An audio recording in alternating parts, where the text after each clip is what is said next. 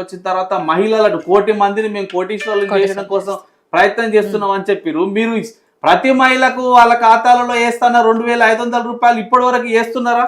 వేసిరా ఒక్కరికన్నా, ఒక్క మహిళ కన్నా? అరే గవర్నమెంట్ ప్రకటించిన సంవత్సరంలో పూర్తి అయితే అరే మళ్ళీ మీరు చేసిరా? మీరు బీజేపీ గవర్నమెంట్ మీరు చేసిరా?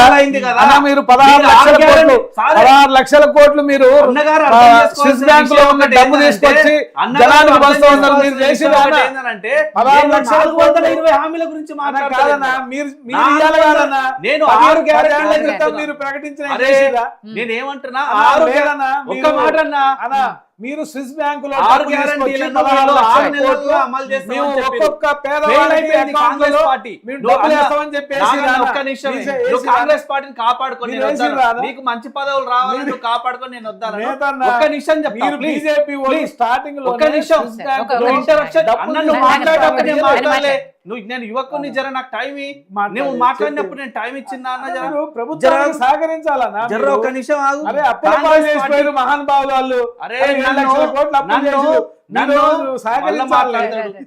నాగన్న ఇది మంచిగా నువ్వు మాట్లాడేటప్పుడు నేను యువకుని అయినా నీకు అవకాశం ఇచ్చిన అధికారంలో ఉన్నావు. మీరు ప్రతిపక్షాల గొంతు మీరు నొక్కుతారు కానీ మీరు నొక్కాం కాబట్టి మీకు అవకాశం ఇచ్చినా మీరు నేనేమంటున్నా మేడం ఈ రోజు భారతీయ జనతా పార్టీలో నన్ను సామాన్య ప్రజలు ప్రశ్నించమని ఇక్కడ దాకా పంపించారు మేడం. మీ స్టూడియోకి రావడం అంటే కూడా ఒక పెద్ద అవకాశమే మేడం. అది నేను ఈ రోజు అడుగుతున్నా. ఈ సందర్భంగా ఇక్కడ ఉన్నటువంటి పెద్దలందరూ కూడా చాలా మనస్ఫూర్తిగా ఆలోచన చేయండి లోతుగా. కాంగ్రెస్ పార్టీ రైజింగ్ అని చెప్పేసి ప్రతి సందర్భంలో స్లోగన్ పెట్టుకొని ముందుకు పోతున్నామంట. రైజింగ్ కాదు ఫాలింగ్. ఇందాక అన్న చెప్పిండు 100% కాంగ్రెస్ పార్టీ ఫెయిల్ అయింది. ఎందులో ఫెయిల్ అయిందో నేను ఒక్క నిమిషం చెప్తా అన్న. ఓపికతో నిన్నాళ్ళు నీ మనసు నొచ్చుకున్నా నీ కాంగ్రెస్ పార్టీకి నువ్వు ఇబ్బంది పడ్డా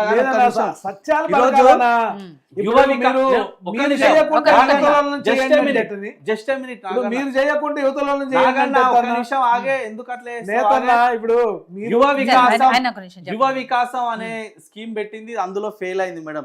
రుణమాఫీ అని పెట్టింది, అందులో ఫెయిల్ అయింది మేడం. వృద్ధాప్య పెన్షన్లను 2,000 నుంచి 4,000కు పెంచుతామన్నది, అందులో ఫెయిల్ అయింది మేడం. 6 గ్యారంటీలు మొత్తం కూడా ఫెయిల్ అయింది. యువతకు జాబులు ఇవ్వడంలో ఫెయిల్ అయిపోయింది. రైతులకు హామీలు ఇచ్చిరు, ఏది రైతు భరోసా పెంచుతాం, రైతు కూలీలకు డబ్బులు ఇస్తాం, వరికి బోనస్ ఇస్తాం, అందులో కూడా ఫెయిల్ అయిపోయింది. రైతులను కాపాడంలో ఆత్మహత్యలు చేసుకోకుండా ఫెయిల్ అయిపోయింది. నిరుద్యోగులకు జాబ్ క్యాలెండర్ ఇవ్వకుండా ఫెయిల్ అయిపోయింది. నిరుద్యోగులకు నిరుద్యోగ భృతి 3,016 రూపాయలు ఇస్తామన్నది అందులో ఫెయిల్ అయిపోయింది.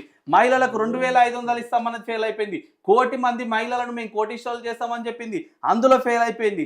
మహిళలకు స్కూటీలు ఇస్తామన్నారు, ఫెయిల్ అయిపోయింది. తులం గోల్డ్ ఇస్తామన్నారు, ఫెయిల్ అయిపోయింది. మహిళలకు 2,500 రూపాయలు ఇస్తామన్నారు, ఫెయిల్ అయిపోయింది. ఇందిరమ్మ ఇండ్ల కింద 5 లక్షల రూపాయలు ఇస్తామన్నారు, ఫెయిల్ అయిపోయింది. ఉచితంగా జాగ లేని వాళ్ళకు జాగ ఇస్తాన్నారు, అందులో ఫెయిల్ అయిపోయింది. ఈరోజు ఉద్యమకారులకు మేడం ఈ రోజు ఫ్రీగా 25,000 రూపాయలు పింఛన్లు ఇస్తామని చెప్పి యువకులు ఒక్క నిమిషం 5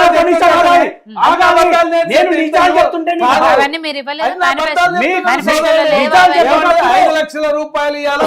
ప్రతి 5 లక్షల రూపాయలు నిజాలు చెప్పేటప్పుడు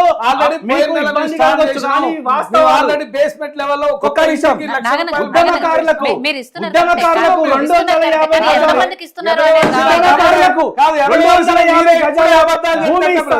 ఉద్యమకారులకు 250 నెలకు 25 రూపాయలు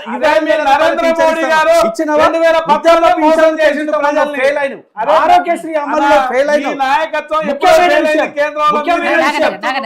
ముఖ్యమైన విషయం ఇందాక పదే అన్న బీసీ కాబట్టి అన్న గౌడ్ కాబట్టి పదే బీసీలకు మేము రిజర్వేషన్లు పెంచుతామన్నాం. కామారెడ్డి డిక్లరేషన్ మొత్తం బీసీలకు 25 రకాల కామారెడ్డి డిక్లరేషన్ లో 25 రకాల హామీలు ఇచ్చారు. ఒక్కటంటే ఒక్కటి కూడా అమలు కాలేదు. నేను I'm ready for the open debate. నువ్వు ప్లేస్ టైం బీసీలకు ఏం చేసినావు 42% అని చెప్పేసి అందులో ఫెయిల్ అయిపోయినావు. 100% బీసీలను మోసం చేసారు, దగా చేసారు, కుట్ర చేసారు. బీసీలను యువ వికాసం పేరు అని చెప్పేసి యువతను మొత్తం కూడా నిండా ముంచారు, సర్వనాశనం చేసి ఈరోజు జాబులు లేకుండా నిరుద్యోగుల ఉసురు పోసుకుంటారు. ఈ రోజు రేషన్ కార్డులు ఇవ్వడంలో ఫెయిల్ అయ్యారు మేడం. అరే వీరు ప్రజాపాలన అని చెప్పి ఎదగాల్సిన తమ్ముడే ఇట్లా ప్రజా- అబద్ధాలు చెప్తే ఇంకెక్కడిది విజిత గారు? నేను చెప్పిన ఎదగాల్సిన విషయాల్లో లేదన్నా. మేడం, నేను చెప్పిన ఎదగాల్సిన విషయం- నువ్వే అబద్ధాలు చెప్తే అట్లనే. నాగన్నా ఇది మంచి పద్ధతి. ఇప్పుడు నువ్వు పెద్ద మనిషి. మీరు- మీరు నాగన్న, ఈయన నాగన్న, నువ్వు కూడా- నాగన్న, నువ్వు కూడా నాగన్న, కాంగ్రెస్ పార్టీలో ఉండి నాగన్న, నువ్వు కూడా నాగన్న, కాంగ్రెస్ నాగన్న, పార్టీలో ఉండి ఈ రకంగా ఇక్కడ లేదన్నా, ప్రజల ముందు లేదు. కూడా నువ్వు అబద్ధాలు లేదన్నా, మాట్లాడకు. మీ మోసంగా నరేంద్ర మోడీ కంటే మాట్లాడకు. మీరు అబద్ధం కప్పిపుచ్చి కాదు. మాట్లాడకు. పద్నాలుగు నాగన్న, లక్షల నాగన్న, కోట్లు దేవుని మీద ఒట్లు పెట్టుకొని అన్నా, మీరు అనేక రకాల అన్నా, హామీలు ఇచ్చారు. లేదు. మిమ్మల్ని నాగన్న, నమ్మలే. నాగన్న, దయచేసి 14 లక్షల వీళ్ళని నమ్మలే మేడం. లేదు. వీళ్ళని నమ్మలే ప్రజలు. లేదు. దేవుని మీద చూడు, ఒట్లు పెట్టుకో. 14 లక్షల కోట్లు రుణమాఫీలు అంతా ఏదైతే అబద్ధం. స్విస్ బ్యాంకులో అంతా డబ్బులు బూటకం. తెచ్చి సరే. భారతదేశంలో పేద ప్రజలకు పంచుతా అన్నదో మీరు అబద్ధాలు రైట్, ఓకే. మీ బీజేపీ అబద్ధాలన్నా ఫస్ట్. కోటేశ్వరరావు గారు రైట్. అదే మీరు యువనేత ఎదగాలని ఇట్లా నాగన్న, అబద్ధాలు రైట్. చెప్తే అట్టనే. కోటేశ్వరరావు ఇన్ని గారు. చెప్పినా రాజు గారు, ఒక్కటి రాజు గారు. అబద్ధం అని మీరు అన్ని చెప్పండి. అబద్ధాలన్నా. ఒక్కటి ఇళ్ళన్నీ ఒక్కటి అబద్ధం అబద్ధాలే. అని చెప్పండి. నేను ఆ విషయాలు కొన్ని విషయాలు నేను నిజాలు చెప్తున్నా. కోటేశ్వరరావు కొన్ని గారు నిజాలు clarity ఉన్నాయి ఇస్తారు. మీరు రైట్, ఒక చెప్పినవి. నిమిషం. కోటేశ్వరరావు నేను గారు ఒక్కటి final- ఒక్కటి అబద్ధం అని రాజు గారు, అన్ని అబద్ధాలే please. నీళ్ళ.